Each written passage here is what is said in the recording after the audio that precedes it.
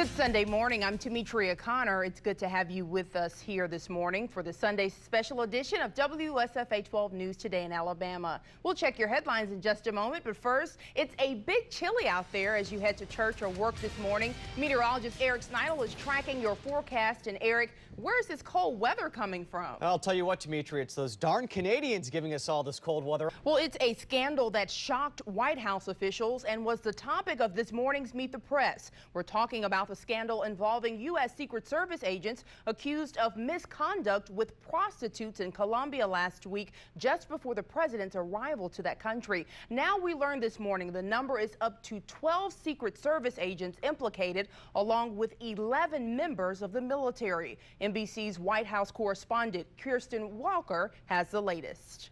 Investigators from the Secret Service and the Pentagon are in the process of interviewing some of the 21 Colombian women. Hotel surveillance video helped to identify the women involved.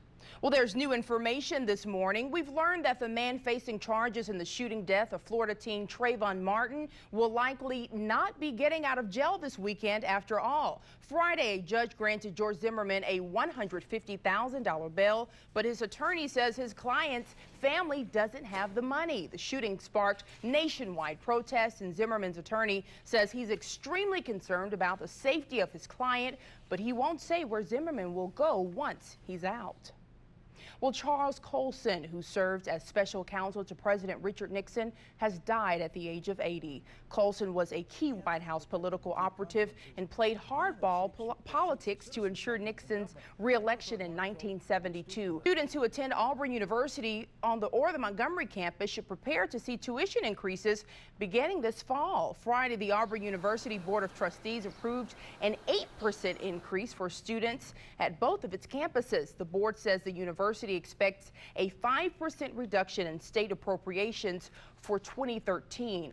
Well, are you thinking about sending the kids to summer camp? We'll show you how to choose the right summer camp for your child that will keep them safe while they still have fun. Plus, the cool temps crept in, but will they stay? Meteorologist Eric Snidel will have that answer in his full forecast coming up next.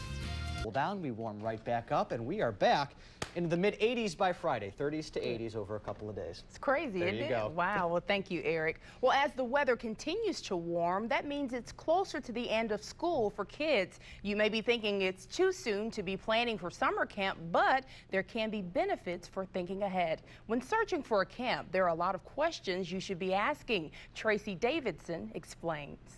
And of course, programs may fill up fast, so many camps offer discounts if you sign up early. So call around before you make that decision. Well, more and more Alabamians under the age of 18 are living in poverty, according to a new study. The Southern Regional Education Board reports show that children from poor families generally start school less prepared and go on to earn high school and college degrees at a much lower rate than their peers. In 2010, Alabama had the 4th highest childhood poverty rate, behind New Mexico, Mississippi, and Washington, D.C. That number is up from 8th highest back in 2005. Well, folks around the river region had the chance to enjoy several events around the capital city yesterday. Coming up, we'll take you to some of those events and even show you an unplanned incident which became the talk of the weekend. Stay tuned for that after the break. You're looking at a live picture of Interstate 85. Traffic is going pretty smoothly, and hopefully it's warming up a tad bit out there for you. And yesterday was a good day for many of you to get out and have an adventurous, maybe even courageous time for a good cause. The Walk of Life had several fun activities for almost 5,000 folks running for breast cancer awareness. Parachuters fell from the sky with flags and colored smoke. But as you can see, one had a little bit of trouble coming down and landing on one of the tents, knocking down a street lamp. A woman was hit by the falling parachuter, but thankfully, she was all right. Well, I was just kind of under the tent trying to take a shot of them coming in, and then I guess the paratrooper hit the tent. You okay now? Yeah, I'm fine. I'm fine. The Joy to Life Foundation plans to expand the race next year. Well, hundreds of book lovers from all around the river region gathered in Old Alabama Town yesterday. It was the 7th annual Alabama Book Festival. Dozens of vendors and exhibitors lined the streets as people got the chance to meet with and hear from their favorite authors and scholars. Event goers say it was nice seeing talent from around the river region. And after the festival, folks headed to Dexter Avenue to the Montgomery Street Fair. The event was back for the first time in more than a century. Vendors, artists, and acrobats took the streets of downtown Montgomery to enjoy art, music, food, and fun. Organizers say events like this are what will bring new life to downtown Montgomery. We're all about just stimulating culture and making Montgomery a better place for all of our citizens. The street fair was organized by Helicity Montgomery, whose mission is to foster cultural arts in the capital city.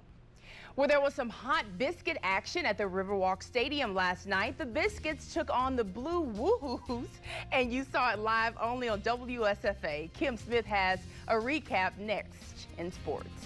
A little extra fluff on a cat can be so cute, right? But this kitty is bigger than a toddler. Meet Meow. At just 2 years old, he tips the scale at 39 pounds. Adult cats normally weigh 7 to 12 pounds. New Mexico shelter workers are hoping to slim down Meow gradually so he can eventually be adopted.